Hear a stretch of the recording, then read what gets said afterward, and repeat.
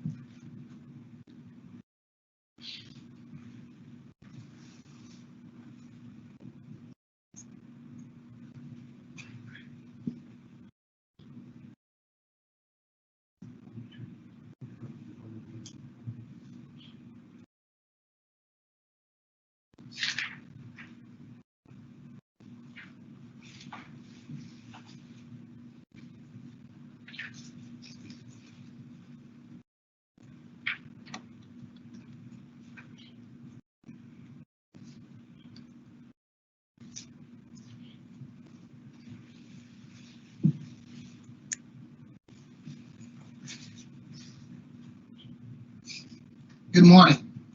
I'm Gregory Bethea, and thank you for joining the North Carolina Department of Military Veterans Affairs as we celebrate Memorial Day. Ladies and gentlemen, I would like to thank you all for taking time out of your day to stand with us in recognition and honor of all those who have paid the ultimate sacrifice in the service of our country.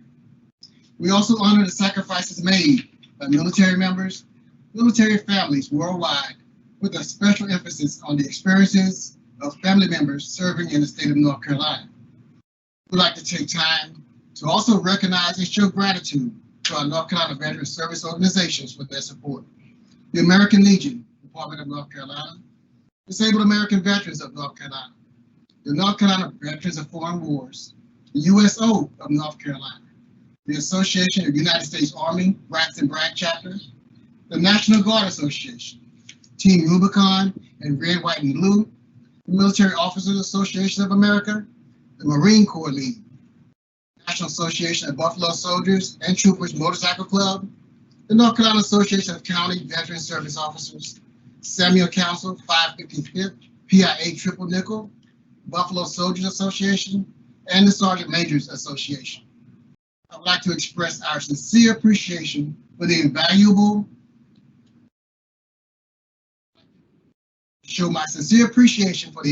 services provided by these great organizations. Please let us know that you're watching by sending your comments from your respective viewing platforms. At this time, Anthony Bonaparte, Adjutant for the American Legion Post No. 1, Raleigh, North Carolina, give us the invocation for today's event.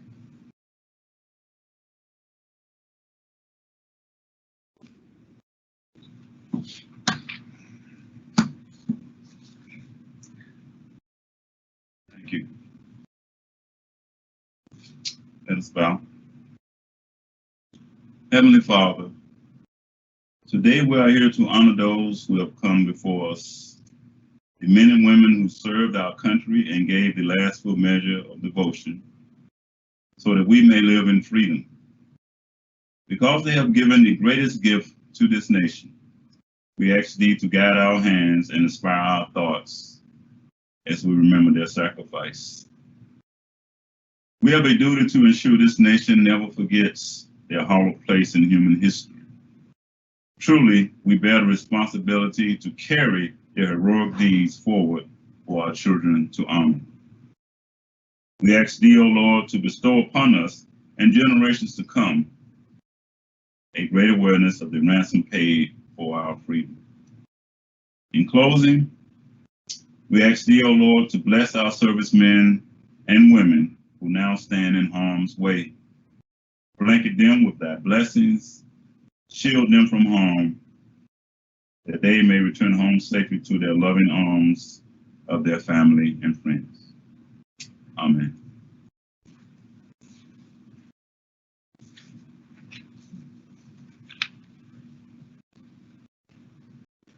Thank you, Anthony. Now we have Sanitra Johnson sing our national anthem.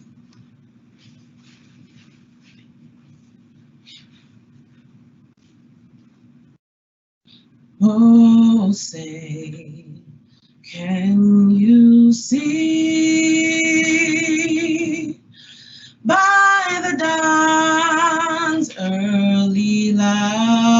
light. What so proudly we held at the twilight's last gleaming, whose broad stripes and bright stars through the perilous fight, o'er the ramparts we watched, were so gallantly streaming, and the rockets regular, the bombs bursting in air, gave proof through the night that our flag was still there. Oh, say does that star-spangled banner yet wave o'er the land of the free and the home of the brave.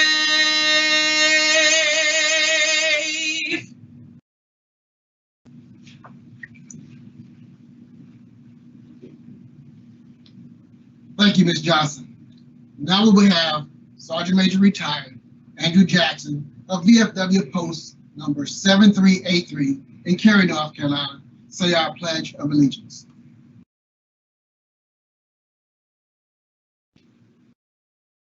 Thank you, Sergeant. I pledge allegiance to the flag of the United States of America and to the republic for which it stands, liberty and justice for all.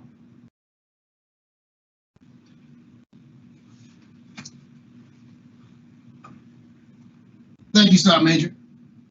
Presiding over our first ever Memorial Day virtual tribute is the Honorable Secretary Larry D. Hall of the North Carolina Department of Military and Veteran Affairs.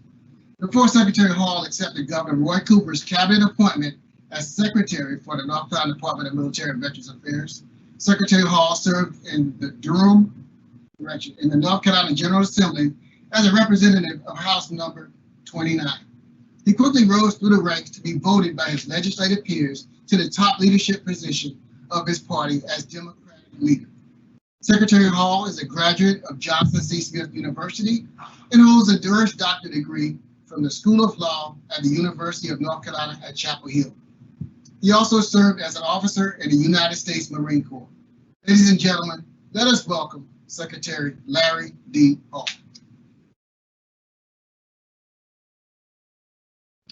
Good morning and thank you. On behalf of Governor Roy Cooper, the 75th Governor of the state of North Carolina, we recognize May 25th as Memorial Day as a day celebrating military members who died for their country that dates back as early as 431 BC. 13,700 North Carolinians have made this sacrifice from World War I to Iraq and Afghanistan. I salute your families and your spirit. In May 1868, General John A. Logan, the Commander-in-Chief of the Union Veterans Group, issued a national directive designating that May 30th should become a national day of commemoration for the more than 620,000 soldiers killed in the recently ended Civil War. On Decoration Day, as Major General John A. Logan dubbed it, Americans should lay flowers and decorate the graves of the war dead, whose bodies now lie in almost every city, village, hamlet, and churchyard in the land.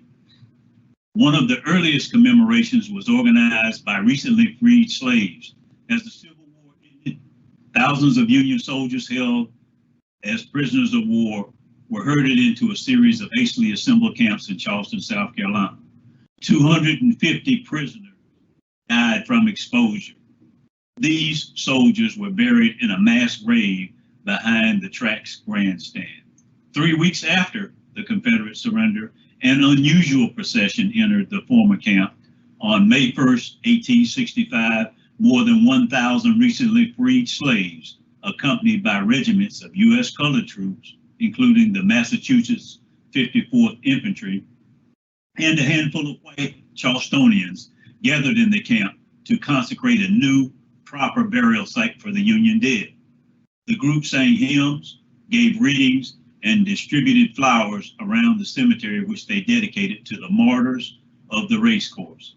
In late April 1866, a group of Mississippi women went to decorate the graves of soldiers who had died in the Battle of Shiloh.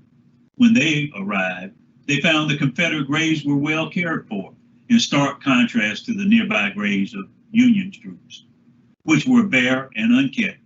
Saddened, the women placed their flowers on the Union graves too. On May 30th, 1868, when the deep wounds from this conflict were still fresh, then General Ulysses S. Grant, who later became president a year later, presided over the first decoration day at Arlington National Cemetery to decorate the graves of Civil War dead. After the speeches, children from local orphanages walked through the cemetery with members of the Grand Army of the Republic, placing flowers on the graves of Union and Confederate soldiers. Americans embraced the notion of Decoration Day immediately. That first year, more than 27 states held some sort of ceremony, with more than 5,000 people in attendance at the ceremony at Arlington National Cemetery. Decoration Day was officially renamed Memorial Day as we know it now, and designated as a federal holiday in 1971. To ensure the sacrifices of America's fallen heroes are never forgotten, in December 2000, the U.S. Congress passed and the President signed into law the National Moment of Remembrance Act, creating the White House Commission on the National Moment of Remembrance.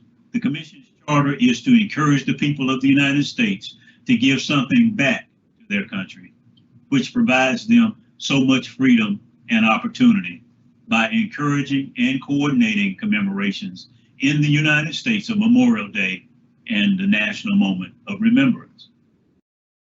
Memorial Day is a chance to reconnect to the genesis of our nation's numerous freedoms. It's an important day on which we ground ourselves to the reality that every Gold Star family knows.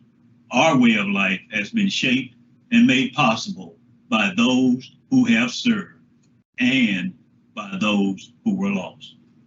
Major General John Logan wrote on May 5th, 1868, 3 years after the Civil War, "Let no neglect, no ravages of time testify to the present or to the coming generations that we have forgotten as a people the cost of a free and undivided republic." Oliver Wendell Holmes Jr., in 1884, a veteran of the Civil War, delivered an address titled, "In Our Youth, Our Hearts Were Touched with the End of All.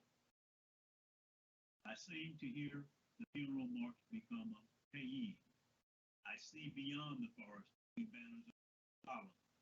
Our dead brothers love life for us and bid us think of life not death. Of life which is their youth, they lent the passion and joy of the spring. As I listen, the great chorus of life and joy begins again. And amid the awful orchestra of seen and unseen powers and destinies of good and evil, our trumpets sound once more a note of daring, of hope and will."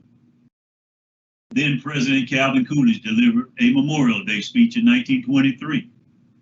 He honored America's fallen and Memorial Day by saying, "We set the day apart to do honor to all those now gone who made the cause of America their supreme sacrifice." Quoting John 15th chapter 13th verse, "Greater love hath no man than this, that a man lay down his life for his friends." Memorial Day is a chance to reconnect to the genesis of our nation's numerous freedoms, more than 1.1 million men and women have died in wartime throughout the span of our nation's history. It's an important day on which we ground ourselves to the reality that every Gold Star family knows. Our way of life has been shaped and made possible by those who have served and those who were lost. I would encourage you to get to know those stories within your own communities. I think you will be amazed at the stories of true valor you will find. Working together with friends, neighbors, veterans groups, communities, and our great state of North Carolina, we can ensure that the sacrifices that have been made and are being made by our nation's finest and bravest never go unnoticed, never go unappreciated. As former Joint Chiefs of Staff General Omar Bradley, the last 5-star general in our history, once said, "The heritage of freedom must be guarded as carefully in peace as it was in war. Faith, not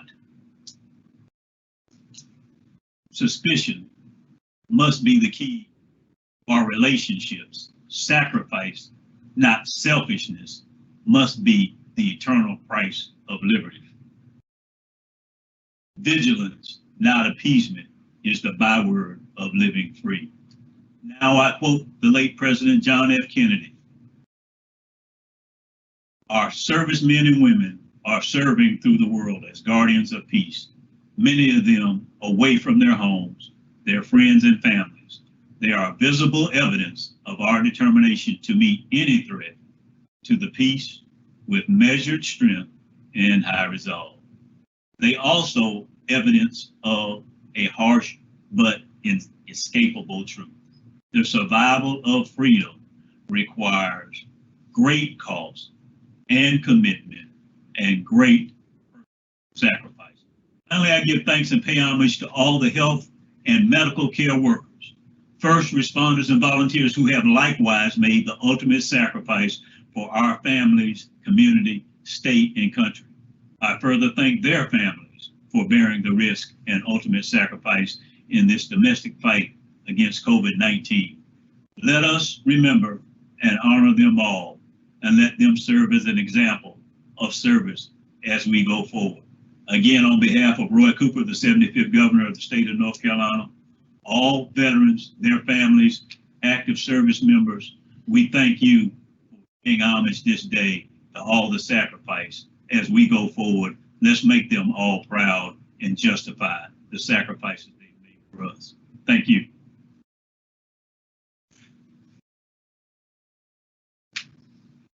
Thank you, Secretary Hall. It is now my pleasure to introduce our keynote speaker, Scott Quilty. Captain retired Scott Quilty served 7 years in the U.S. Army, first as a non-commissioned officer and later as a Ranger Qualified Infantry Captain with the 10th Mountain Division. Scott is a recipient of the Purple Heart, having lost his right arm and leg to an improvised explosive device while leading a foot patrol in Iraq in 2006. After medically retiring from the Army, Scott served in various senior sales and marketing roles before co-founding MedScribes. MedScribes is now used to reduce the paperwork and burden on physicians throughout the UNC, REX, and WakeMed health systems in nearly every clinical specialty.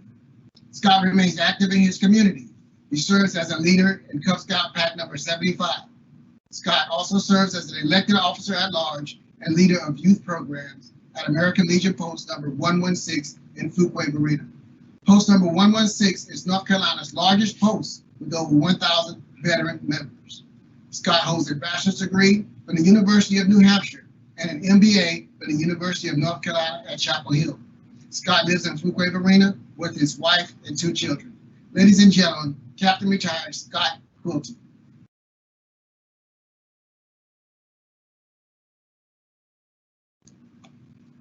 Thank you, Mr. Secretary, for this opportunity to speak to everyone remotely today, and thank you all at home for tuning in.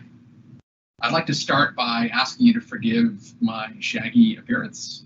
I've not been out of regulation for my haircut since I was 18 years old, so this is new territory for me. I think everyone recognizes that this Memorial Day celebration looks different from past celebrations. My own American Legion Post 116 in Fuquay Arena is holding our virtual observance on Monday. And our riders are placing flags graveside without the typical crowds in attendance. A lot of things about our lives since February look quite different. We've been asked to make many sacrifices in the last several months. Stay-at-home orders, small businesses closing their doors, long unemployment lines or wait times on the phone, staying 6 feet apart from one another, and wearing cloth masks when we go outside are just some of the sacrifices we are making so we can keep more people healthy and so we can stop our hospitals and clinics from being overwhelmed. Our nation and our communities have enjoyed a season of plenty for at least the last 10 years, but we are now in a season of hardship. I've always felt that what makes this nation great is not our economy. It's not our gross domestic product, our natural resources, our education system, or even having the finest trained military in the world. Those are great things, truly, but they are not what make us great. What makes this nation great is our willingness to sacrifice for one another, our willingness to go without for long periods of our history, our willingness to make do with what we have. Now, I've traveled around the world in uniform and after my service concluded, and I can tell you that an American's willingness to sacrifice is unique.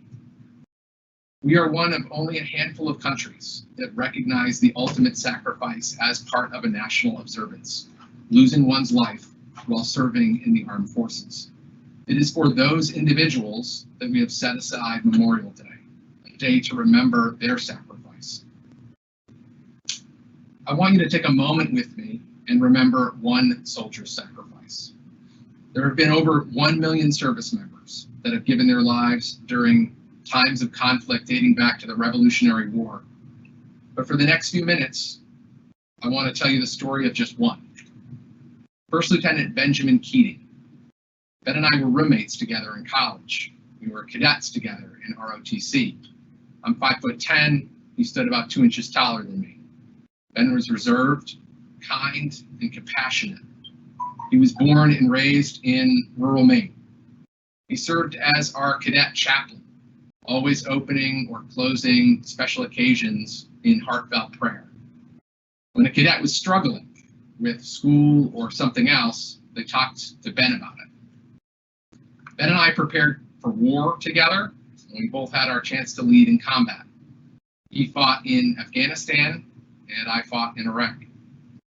One day on that deployment, Ben was tasked with moving a large tactical vehicle between remote bases in Nuristan province, along a narrow mountain path. Ben knew it was dangerous. He had already been recognized for valor while in contact with the enemy in that area.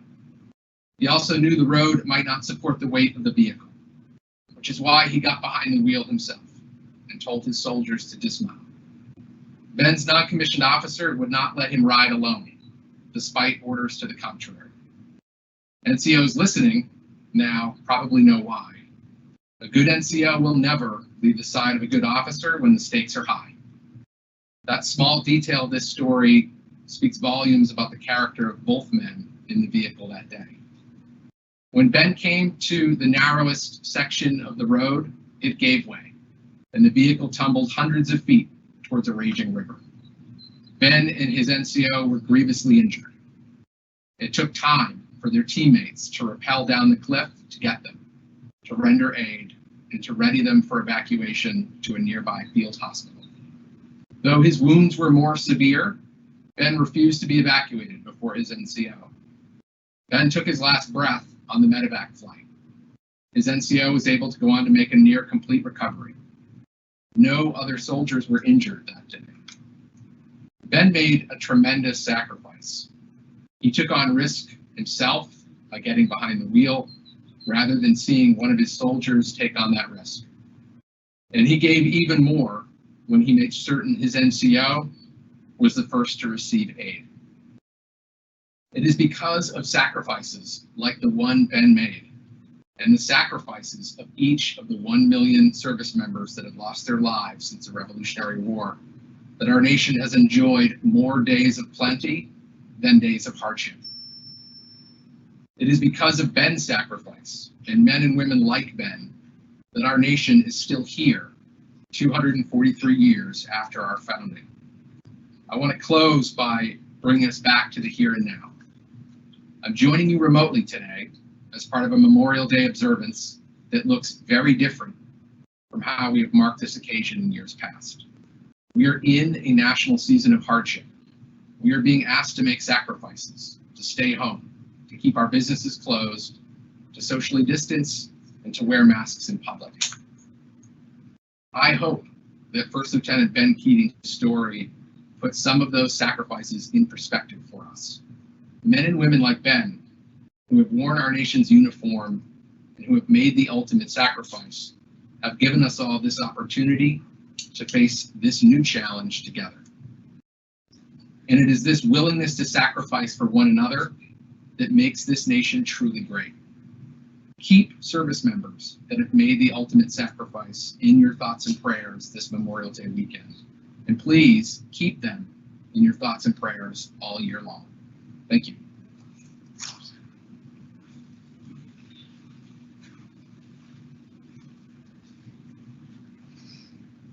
Thank you, Scott, for those touching comments. Now we will honor our fallen heroes with the playing of taps by Sergeant Brandon Avila, 20th Special Forces Group, Airborne.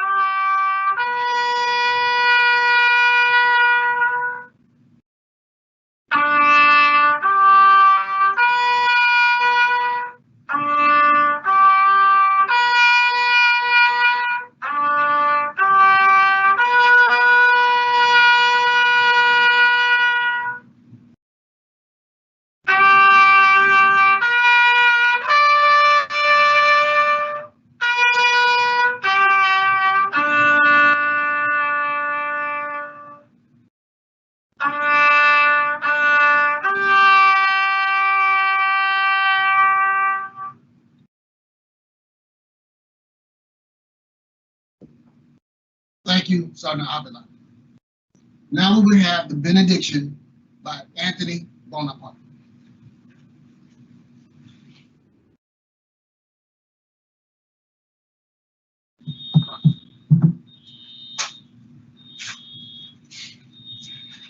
Thank you. Father, we close this honored ceremony. We enter into your care all those who have served this great nation. Their mission complete, their tour of duty at an end, they now rest with thee, O Lord. Strengthen in us, all of us, a sensitivity profound enough to carry with us a token of what this ceremony means. Let us not forget those who have sacrificed so much for freedom. We are here to honor them, not forget them. But their bravery and sacrifice reflects your truth and light, a beacon for generations to follow.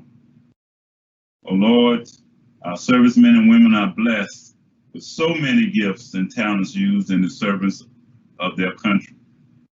And now we remand these patriots into your abiding custody. There may their talents be used to serve you in peace they have so gallantly earned. Amen.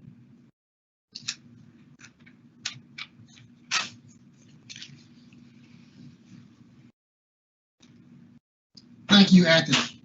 We have come to the end of this historic undertaking, the first ever Memorial Day virtual tribute by the North Carolina Department of Military and Veterans Affairs. We appreciate your patience and cooperation. This event will be available for viewing at facebook.com/4vets. And to North Carolina's more than 1 million combined veterans, active duty, National Guard, and reserve service members and their families. We're honored to recognize you as exemplary leaders in our communities. Thank you for your service and your sacrifice. This concludes our program.